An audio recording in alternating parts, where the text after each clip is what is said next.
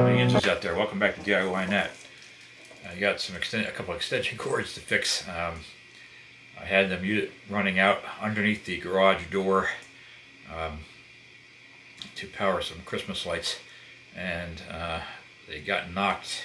Had them tucked into the corner where they were safe, but somehow they got pushed out and got caught in the garage door, and it cut them in two. So I'm going to show you how to go ahead and fix these. Now, the first thing we're going to do is cut back the jacket on the wire a little bit. You can see there what the carnage was when the garage door hit it, and it chewed through some of the conductors. So this is not functional at this point.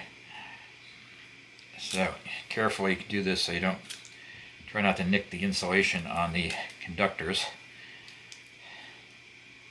and just peel those back. And we'll do it with my pliers. Here we go.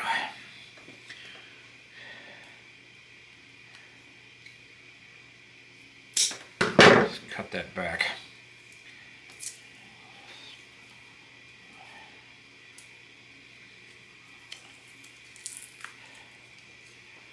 What I'm going to do is I'm going to leave the insulation here, the jacket here. I'm just pulling it back so I can solder the wires together, but I'm going to leave the insulation here so that I'll fold it back over, and when we tape it up, that'll give it a little bit more protection. I'm just going to go back and go ahead and strip these back. I think this is 16 gauge, I believe. I'm going to find out here in a second. Yep. And we'll do the same thing with the other end. Be back in a second. So what I'm using is these solder seal wire connectors, and I did a separate video on how these work. They just there's a shrink tube with a ring of solder in it, and you put the wires in from the ends and then heat it up, and that solders it together. Let me see what size we're supposed to use here. 16 gauge. We're supposed to use the blue ones, so let's get some of them out. To it, you just take the conductors, slide them into the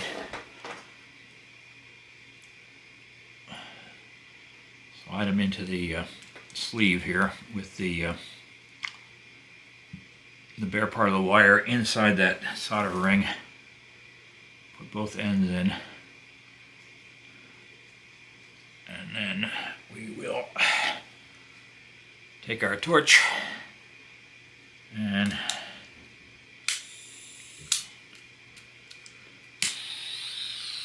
go under there and just heat that up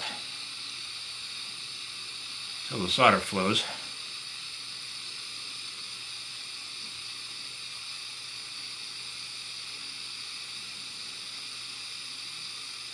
So the tubing has shrunk around the connection here, and just wait for the solder to go out. You'll see it creep along the wires when it gets hot enough. And you just do that until the solder flows, and then you can shrink both ends of the tubing around the conductor, and that'll seal that up. So that's all there is to it. I'm going to let that cool a little bit before I do the other two so I don't burn myself. And once that's done, we can tape it up. So I soldered the other two up. Let's make sure we've got continuity. So I got an extension cord plugged in. And we'll take the other end of this and make sure we got juice. And we do, and it's the proper polarity. So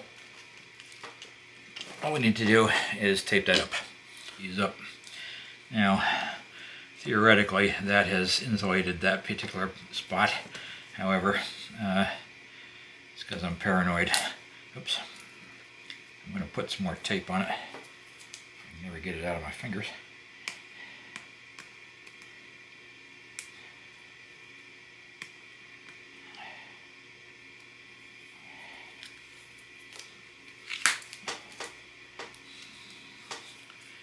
So I'm just gonna put a piece over this and wrap it around,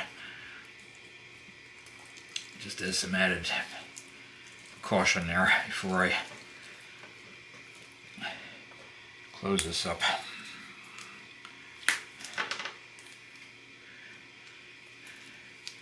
I'm pretty sure this is overkill, but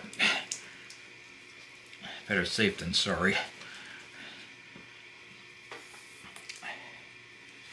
I accidentally melted through the casing there, the shrink tubing, which I don't think is, you're probably going to be able to do that with that torch, but if somehow I did, where there was a nick in there and they touched,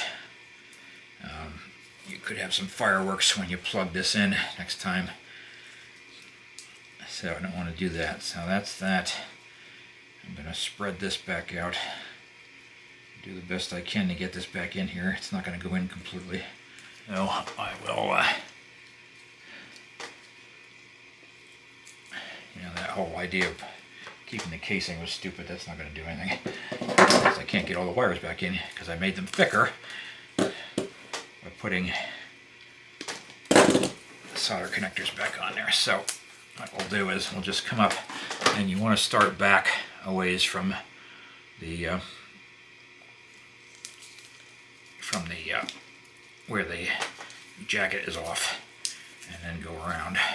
So in theory you should be putting as much tape on top of there, the thickness of it, as the jacket was on the original wire. So be generous with the tape. Don't be cheap with it.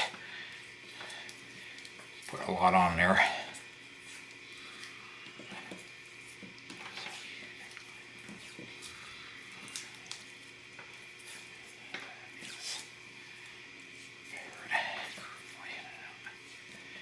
Don't use this in a wet location because this is not going to be sealed up as well as it would have been originally, even with all the tape on it. So you don't want to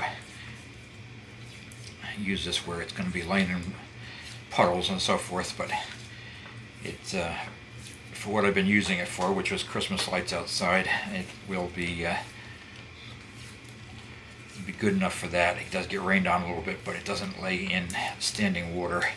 So this should be a sufficiently good repair, and I'm running out of tape on everything.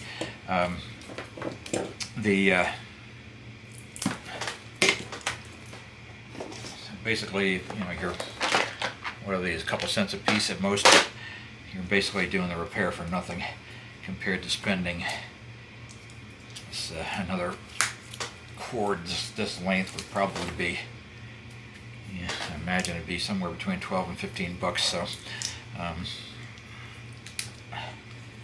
it's worthwhile to just take a few minutes to fix it, and I could have fixed this in much less time than I did when I was talking about it, obviously, because I'm trying to explain how to do this while I'm doing it.